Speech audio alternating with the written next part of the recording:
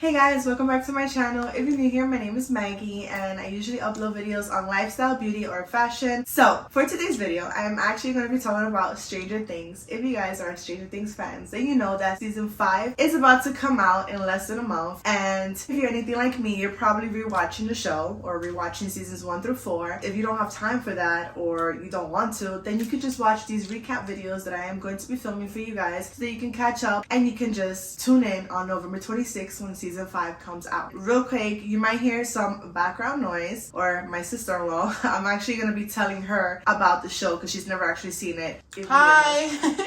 So if you hear somebody talking in the background, it's my sister-in-law. I'm actually trying to keep these videos as short as possible, so let's just jump right into it. I'm going to start off by telling you the main characters of the show, of season 1 at least. I know one. Who? 11.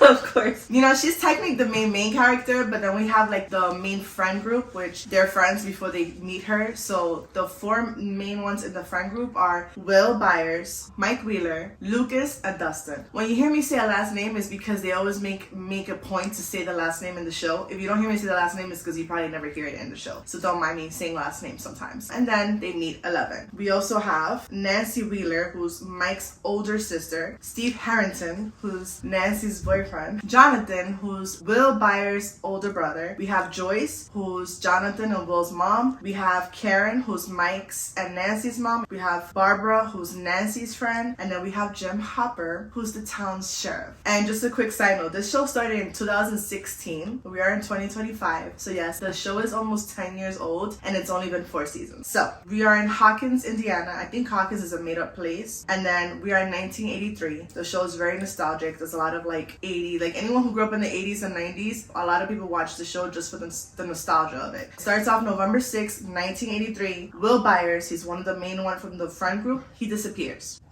Oh my god. One thing about this show is that they always have like a group of characters doing their own thing. So we have Mike and his group of friends, they're doing their own thing. We have like the older siblings, Jonathan and Nancy, and then Steve, because he's around their age, doing their own thing. And then we have the parents, which is like Joyce, and then she kind of works with Hopper, which is the cop, doing their own thing. So season 1, those are like the 3 main groups. The show starts off with the 4 main friends, Will, Mike, Dustin, and Lucas. They're like in the basement of Mike's house.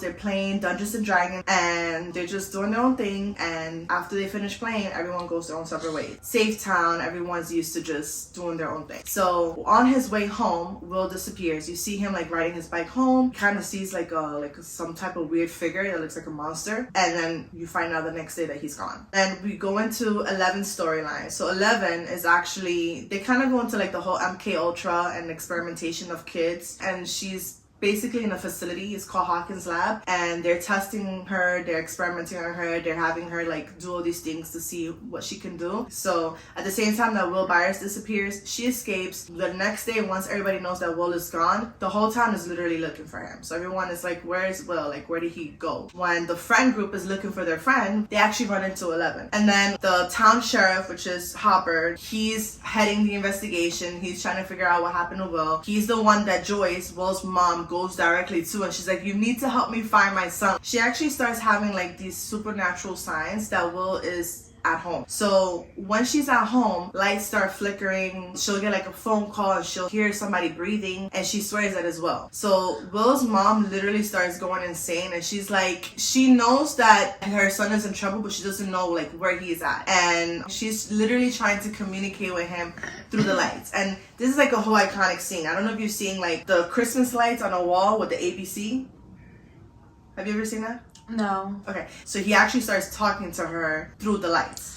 Oh my god. So essentially what ends up happening is that once Mike and his friends run into 11, she sees she has a shaved head and she's like in this gown. They actually bring her home. Like Mike brings her to his house and she starts staying like in the basement of their house, and he feeds her. He tries to befriend her. Honestly, Dustin and Lucas don't really trust her. They're like, what are you doing, Mike? Why are you bringing this random girl home? We don't know her. She's weird. Like, she doesn't even talk. And it's like a whole show. And then they realize realize that she has powers.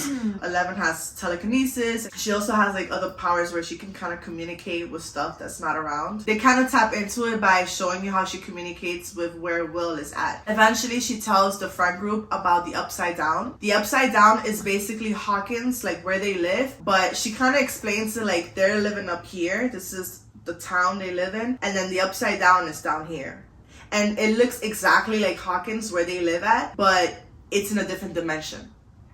Oh my god. And then in the Upside Down, everything is like super dark and dingy. There's no people. It's like, it looks really scary. Like it's not a good place to be at. Bill essentially is in the Upside Down version of his house. And that's why his mom is able to communicate with him, because he's in the house, he's just not where she can see him. He's in a different dimension. Ay, Dios mío. Yeah, so when 11 tells Mike and the friends about the Upside Down, they realize that Will is actually not missing, he's missing, but he's not like dead or anything. He's stuck somewhere else that he's not supposed to be. And then 11 has the powers to kind of like tap into radio frequencies and have them hear where Will is at and what he's saying. So 11 helps them communicate with him. At the same time that their friend group is, discovering all that, and she's telling them about the Upside Down world, we also have Joyce pushing the sheriff to look for her son and telling him that she's communicating with him, but everybody in the town just thinks that she's crazy. And then Hopper, he actually finds the lab where 11 escaped from, and he starts realizing like there's something weird going on in there. And at first he doesn't know about 11, so he's just thinking that Will disappeared there, because once he starts looking into the facility,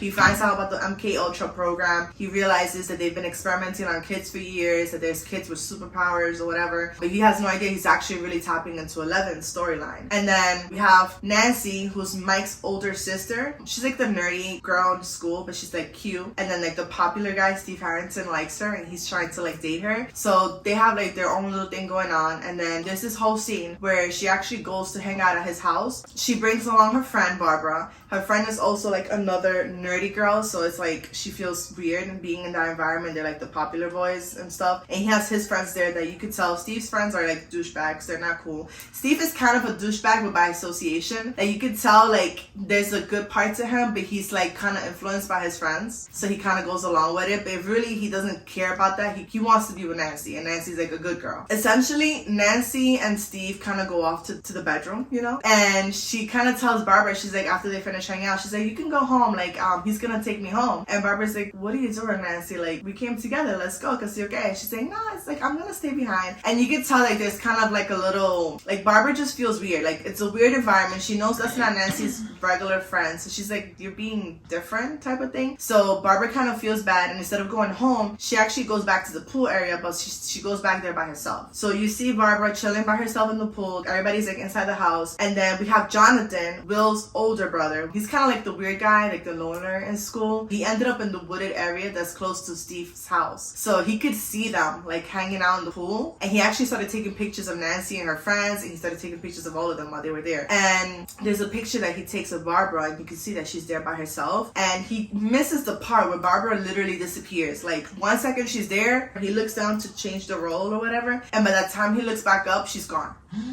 And she actually gets pulled to the Upside Down by a monster. So the Upside Down area, it has like these monsters. That's kind of like what Will saw at the beginning of the show. And it grabs Barbara, takes her to the Upside Down, and you can essentially see that she gets killed off by it right away. And then Nancy doesn't realize that Barbara's missing until the next day when she goes to school, because by the way, Nancy lost her V-car with Steve. So she doesn't like look for Barbara until the next day when she's in school. She finds Barbara's car parked exactly where they left it, outside like Steve's house. So she knows that like it's almost like Barbara never left Steve's house. That makes her realize there's something weird going on. If we jump back to 11 and the friend group, Lucas, he actually has a fallout with Mike because he really just does not trust 11. He's more worried about finding Will, and he feels like Mike is all about 11 now. He's not even worried about finding Will. So he kind of like goes his own separate way. He gets mad at Mike, and they have like their own little fight. 11 defends Mike because Mike is the one that's been the nicest to her. They're trying to find the portal to the Upside Down, like the gate to go through. The main gate is actually, we see it almost in the very beginning of the show, is in the lab. So you can see the people who are like experimenting on kids and all that, they have the portal sealed off, and they're like trying to figure out what that is. They don't even know what the hell they're tapping into. So she knows about that gate, and that's where they try to go. She doesn't want to go back there,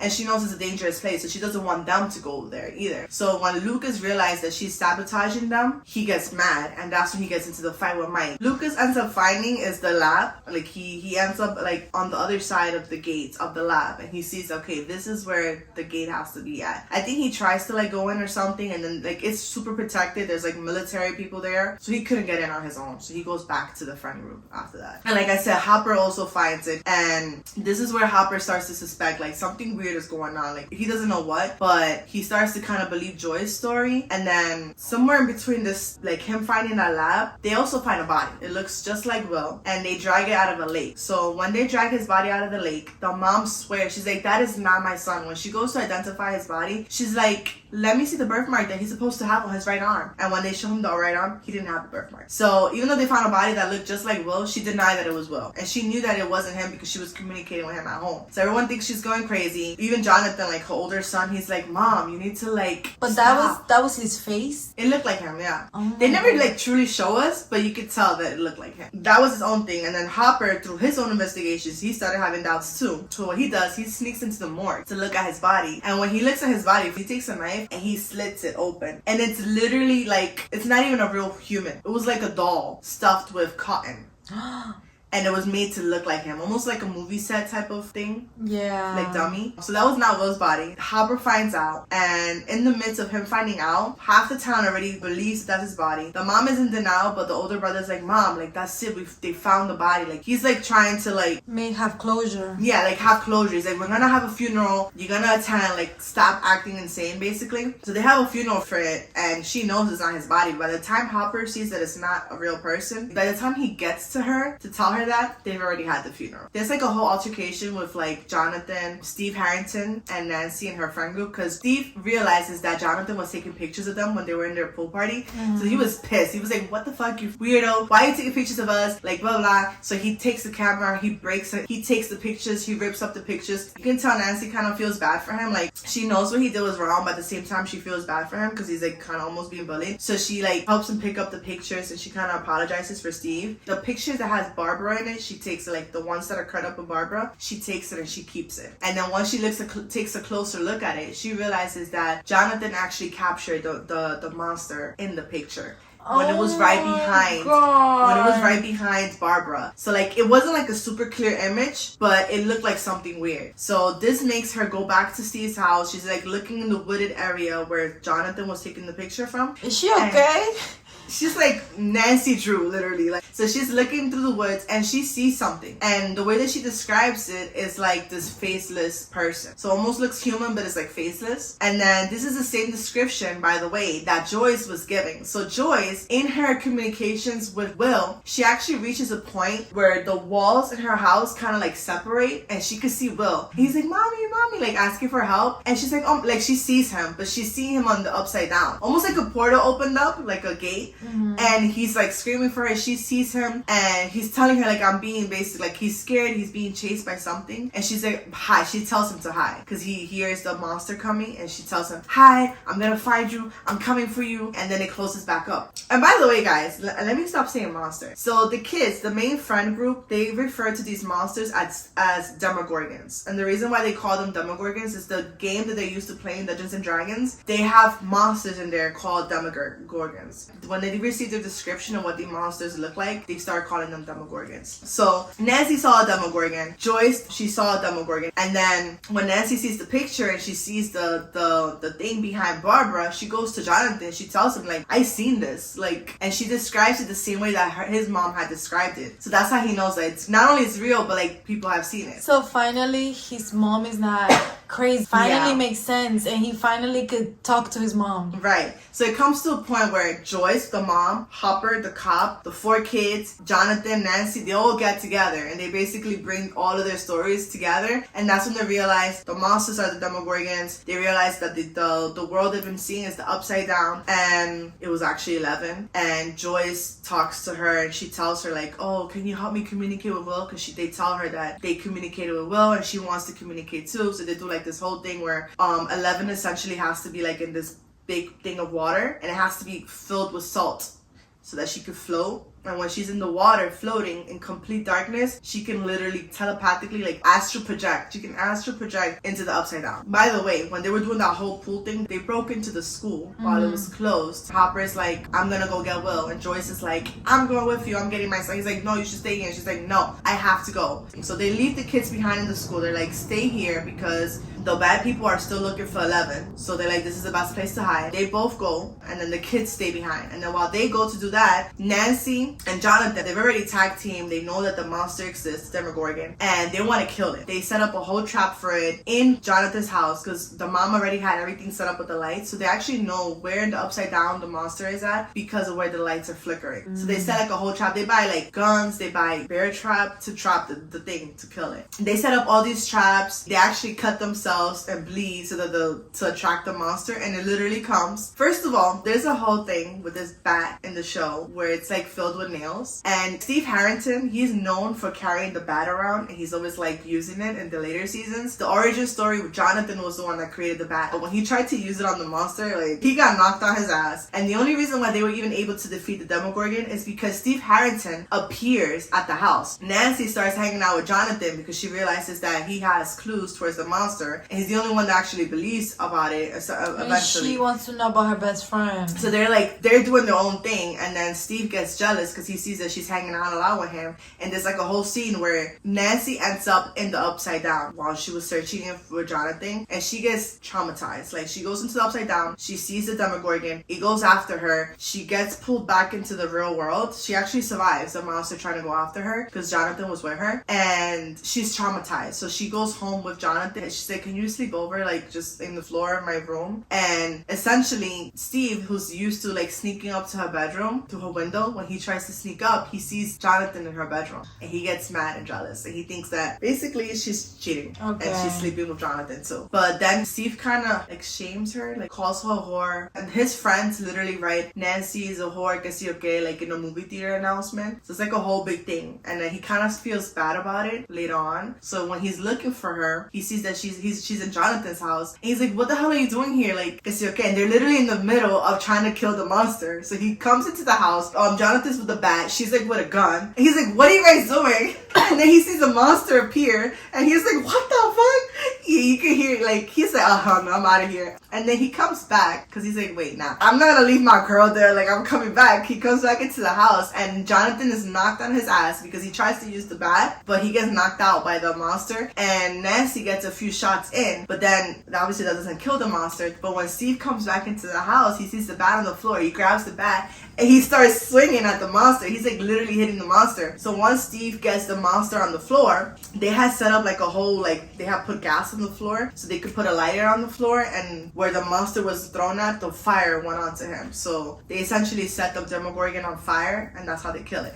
That's how it ends, the season? So no. At the same time, Hopper and Joyce, they go into the upside down, and they actually do find Will. At that point, Will was caught by the monster. He was almost killed. They pulled out whatever that thing was, and he was like literally unconscious, and Hopper goes into this like daddy mode. So like there's a whole side story with Hopper, like he has his own trauma, and they show like little snippets of it throughout the season. And his trauma is basically that he had a daughter, he had a wife, his daughter died of cancer, and she was like a little girl, and she got sick, died, and he like, I guess he stayed alone, and like he drinks a lot and stuff like that. So it's like he has his own side story, but like basically you can see him like partially almost like heal a little, right, when he's like trying to bring back Will, because Will was literally almost dead, and he's like giving him CPR, and he's like punching his chest to bring him back, and he keeps going until he brings him back. So Will survives because of Hopper. So at the same time that Joyce and Hopper find Will, the kids at the school, they get discovered by the people that are after 11. So they come to the school to get her. And when they're trying to get 11 back, she gets mad and she uses her powers.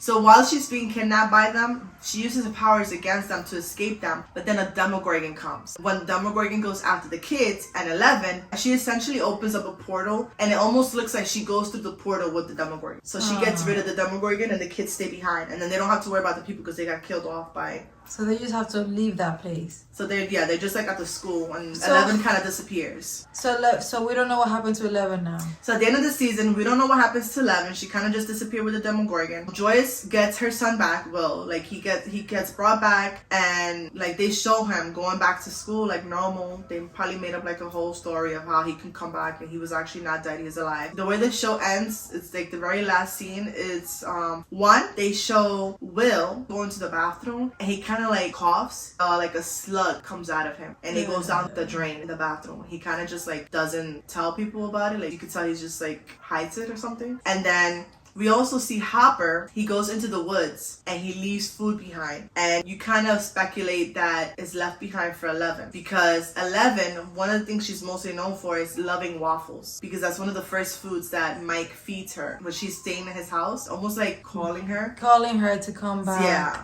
And then that's how it ends. Wow. A lot happened. So, yes, guys. That was season 1. I'm sorry if I was a little bit, like, all over the place. If you want to know what happens in season 2, or you want to be reminded about what happens in season 2, please make sure you subscribe to my channel, like this video, and I will be uploading a video on a recap for season 2. Thank you guys so much for watching, and I'll see you in the next one. Bye.